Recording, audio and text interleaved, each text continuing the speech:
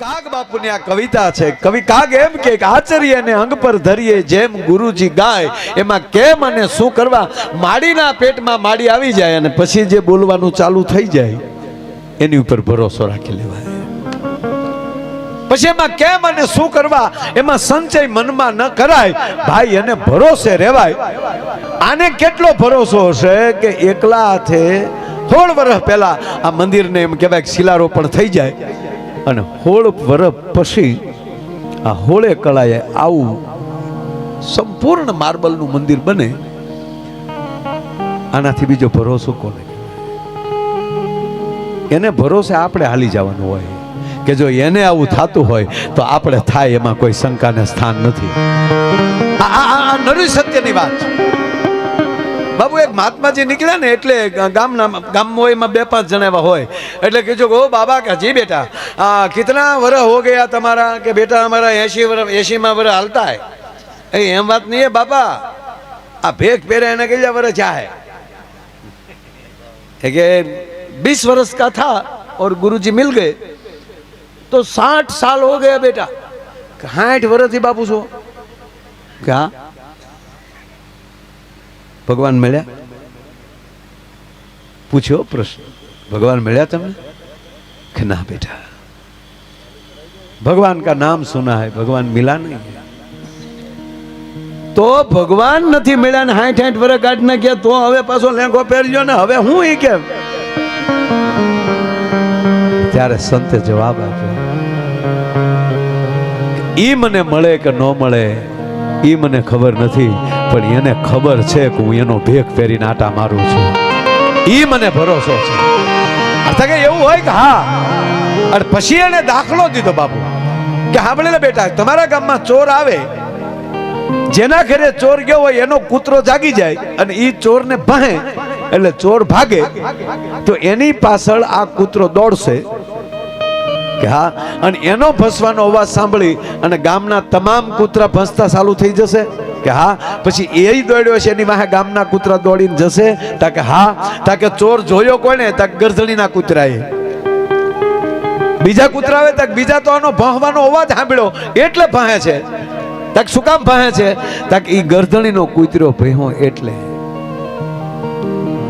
ત્યારે કહે છે સંત કે એક શ્વાનને એના શ્વાન ઉપર, એક કૂતરાને એના કૂતરા ઉપર ભરોસો છે કે અમારો ખોટો ભહે નહીં.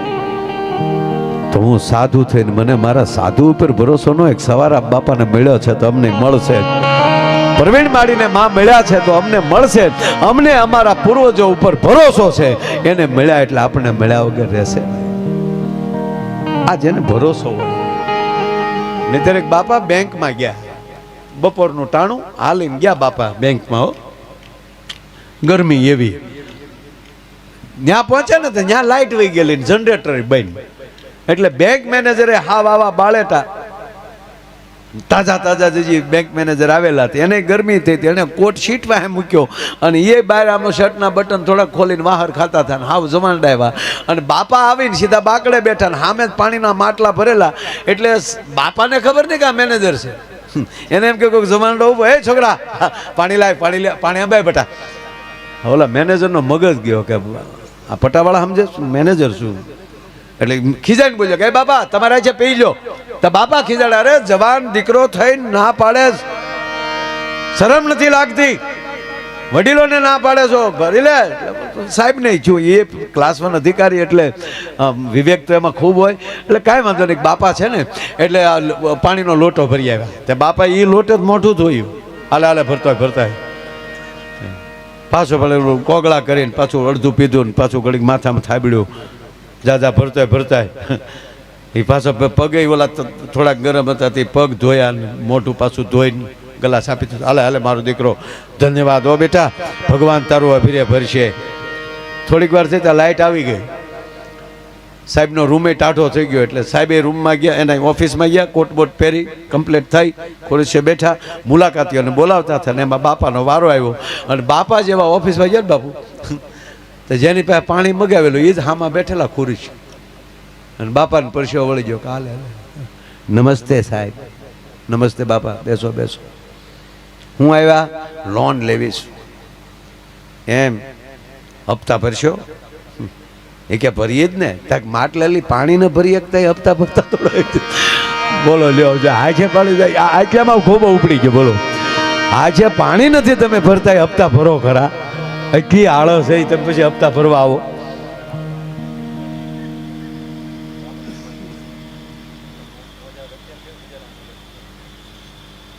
પણ કહેવાનો મતલબ કે જ્યાં ભરોસો હોય. આજનો કાર્યક્રમ બાપુ મૂળ વાત છે કે ભરોસાનો કાર્યક્રમ છે. કેટલા વાગે પૂરો કરીએ નહીં, 11:30 મેં ચાલુ. કેટલા વાગે ચાલુ કર્યું? હા, 1:45 કલાક વાતમાં કેમ વહી ગઈ ખબર ન રહી. મારો કહેવાનો અર્થ એ છે. પણ હજી આ ફરમાઈશો તો બાપા એટલી છે કે હજી 2 કલાક કેમ વહી જાય ખબર ન રહે. પણ પછી લઈ લઉં, બીજા રાઉન્ડમાં પાછું લઈ લઉં. કારણ કે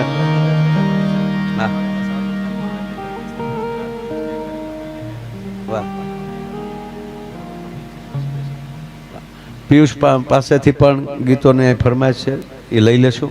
પણ મારે ખાસ તો ભાઈ વિનયભાઈ પ્રજાપતિ, એમણે એકવાર તાળીના ગિરડારથી વધાવો. કારણ કે 20 દિવસથી સતત આ કાર્યમાં પોતે મહેનત કરી રહ્યા છે. અને એની પોતાની એની ફરમાઈશ છે કે પિયુષભાઈ પાસેથી એમને 1-2 ગીતો સાંભળવા છે. અને એટલે તો અમે બાપુને મેં આવ્યા ત્યારે ખાલી એને ગણપતિ વંદના કરીને બાપુ 2 ગાઈને એને પૂરું કર્યું. એનો વિવેક હતો. પણ એની પાસેથી ઘેરો વડલો રે, અને એ પણ આપણા મહામંડલેશ્વર મહંત ઇન્દ્ર ભારતી બાપુએ લખેલું છે ગીત, એની એને ફરમાય છે. એ પણ એની પાસેથી સાંભળશું. અને મને આનંદ બાપુ એટલો છે કે વાતમાં તમારી સામે 1.5-2 કલાક જેટલો સમય લીધો. ચા પીને પછી બાપુ આપણે નોખું આપ બેઠા છો. અને એ પછી તમારી જે ફરમાઈશ છે રાવણની જે કાંઈ યુદ્ધની, હા એ બધું પછી તમે જ્યાં કહો જેટલા કહો એટલા વાગ્યા સુધી આપણે અહીંયા બાપા હવે સહી જ તે એમાં કાંઈ નામ. તમે બેહવાના ને બધા? હા હા, હજી દાંત કાઢીને ગોઠા વળવી દો. બોલો, માયાભાઈ હજી બેઠા જ છે, બરોબર? અહીંયા હજી આપણે આનંદ કરશું. પણ એ પહેલા આને વિનંતી કરું તાળીના ગરડાથી. પહેલા તો કમલેશને વધાવો તાળીના ગરડાથી. હા, સરસ મજાનું સંચાલન કરે છે. અને પાછો વારા ઘડી એના કલરનું જ કીધા કરે છે. હો બાપુ, વારા ઘડી એનો કલરનું કીધા કરે. પણ ગાંડા તને શું કેવું બારે, એ કૃષ્ણ કાળો હોય ને રાધા ગોરી હોય. અને અમે હદ કશર્યા છે, નહીં રાધામાં નહીં કામમાં. હા, એમ જ હોય. એટલે હવે ક્યારે એવું નહીં કહેવાનું. આમ પુરુષ હંમેશા આવા કલરના જ સારા લાગે. એટલે બહેનોને ત્રેક તારા ભાઈ ક્યાંય આટા મારવા ન જાય. ના, કૃષ્ણ કાળો હોય. હા, કાળો એટલે શ્યામ. હા, અને હકીકત કહું, આ દેશ રૂપ જરૂરી છે બાપા, પણ આ દેશ છે ને એકલો રૂપનો દેશ નથી, આ ગુણનો દેશ છે. આ દેશ ગુણનો દેશ છે. કડી લઉં, એક કડી લઈ લો બાપા. કે સાંભળ સૈયર ગાજ એ રસિક દિલની એ વાત જો સાંભળ સૈયર ગાજ.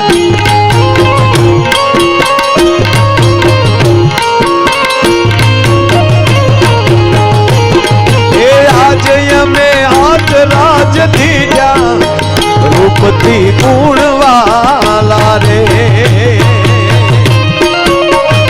એક જ મિનિટમાં મારે ભાઈને રજૂ કરવો છે.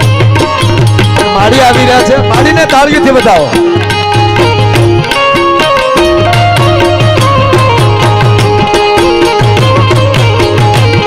એ આજે અમે હાથ રાજ દીધા રૂપથી ગુણવાલા રે.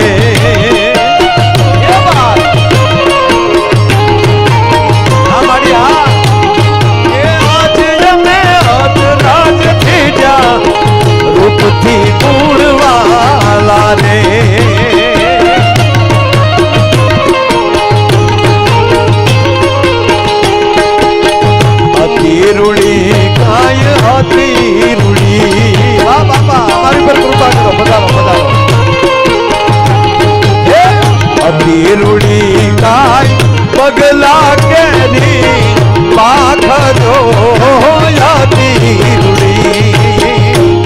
વાડીના દરબારમાં બાપુ પધાર્યા છે. જય હો બાપુ. બોલ પીપળીના પીરની જય હો. બહુ સારા શબ્દો છે.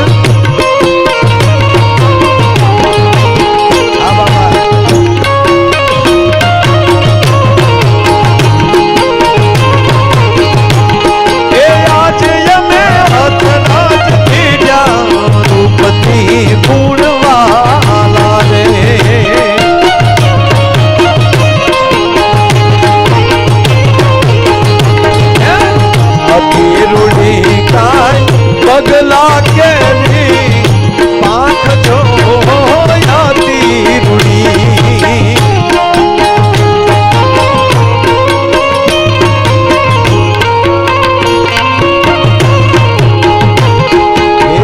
અતિ રૂડી કાય પગલા કેરી પાંખ જો યાતી રૂડી અમારી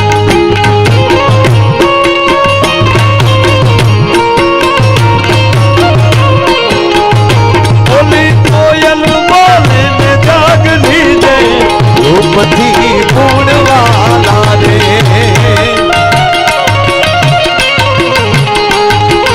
અને એટલે કમલેશ સાંભળ કમલેશ તમે છો રંગે કાળા રે કનૈયા મુરલી વાલા રે.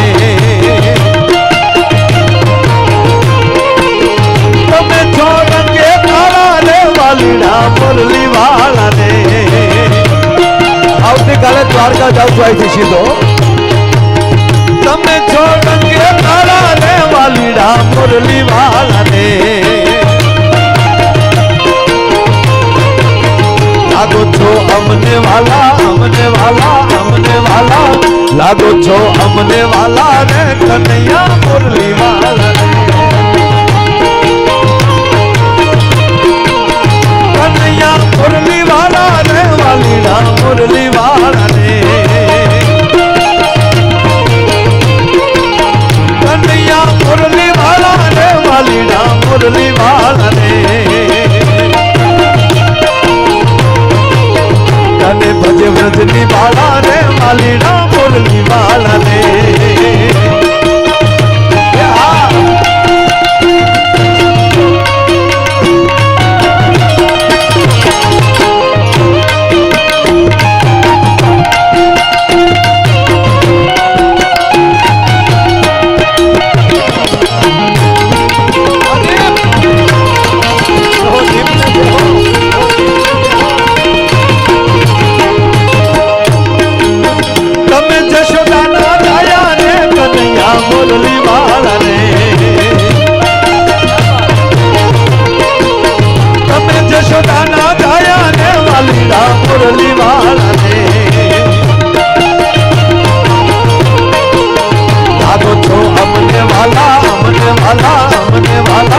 લાગો છો અમને વાલા રે કનૈયા મુરલી વાલા રે. એ દ્વારકાનો નાથ મારો રાજા રણ છોડ છે. એને મને માયા લગાડી ને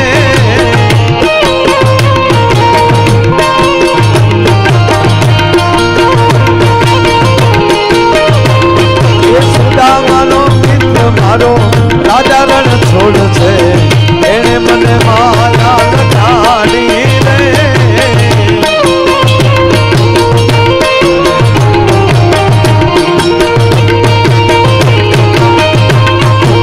એને મને માયા લગાડી મારા વાલા. એને મને માયા લગાડી મારા વાલીડા. રાધાનો રાધાનો રાધાનો હા એવી રાધાનો શ્યામ મારો રાજા રણ છોડ છે. એને મને માયા લગાડી રે.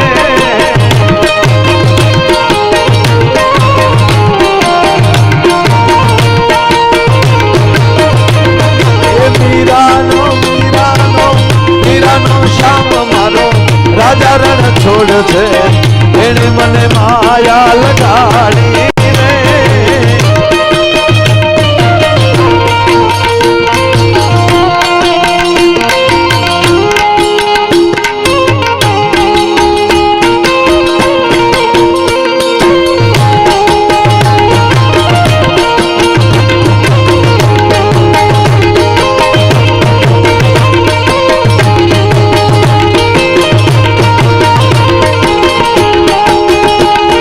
બાપા આપણી વચ્ચેથી જય હો બાપા. અને આ બધા ગીત તો મેં ખાલી એમથી ઝલક લીધી છે બાપ, પણ અમારો પિયુષ આ તરવરિયો યુવાન આના મોઢેલી પણ ગીતો સાંભળવા એ જીવનનો લાવો છે. એકવાર એને તાળવીના ગલાસ વધાવો, બધા ગીતો એ લેશે જ. પણ શેલી કડી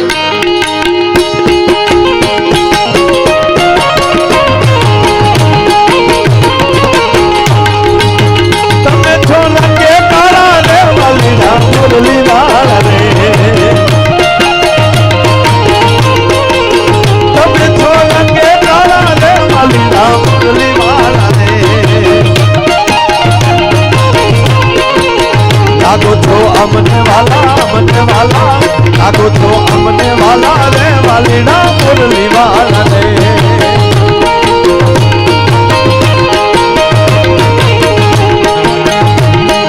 સાંભળ સૈયાર રાજ રસિક દિલની વાત જો, સાંભળ સૈયાર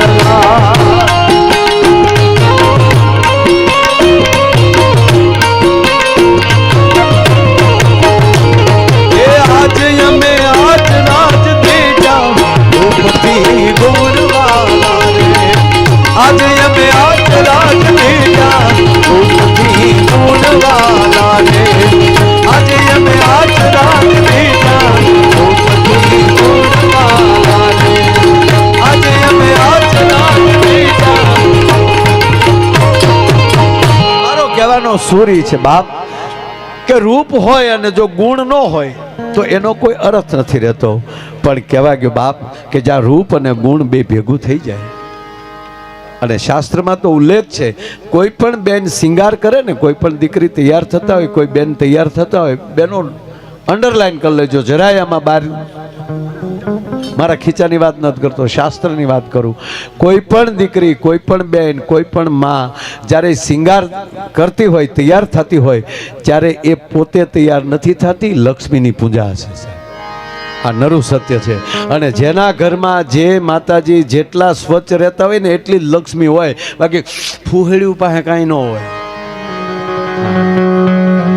એટલે હું તો બ્યુટી પાર્લર વાળા બહેનોને વિનંતી કરું છું કે તમે જે કામ કરો છો ને મારા બાપ, એ લક્ષ્મી નારાયણની પૂજાનું કામ કરી રહ્યા છો.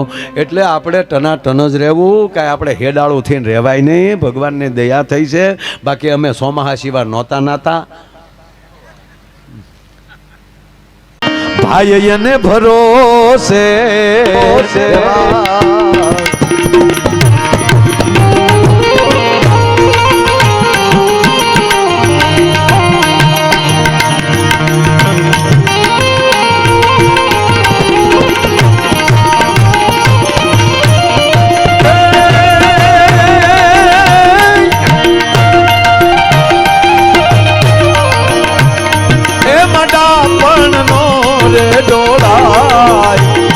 એના ભરોસે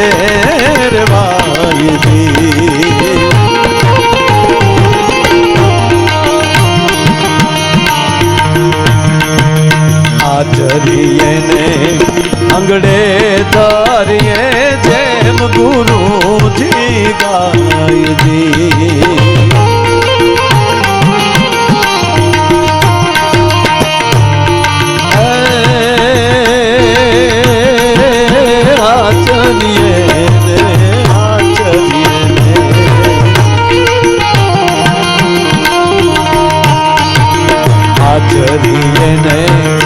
અંગડે ધરીએ જેમ ગુરુજી ગાયજી.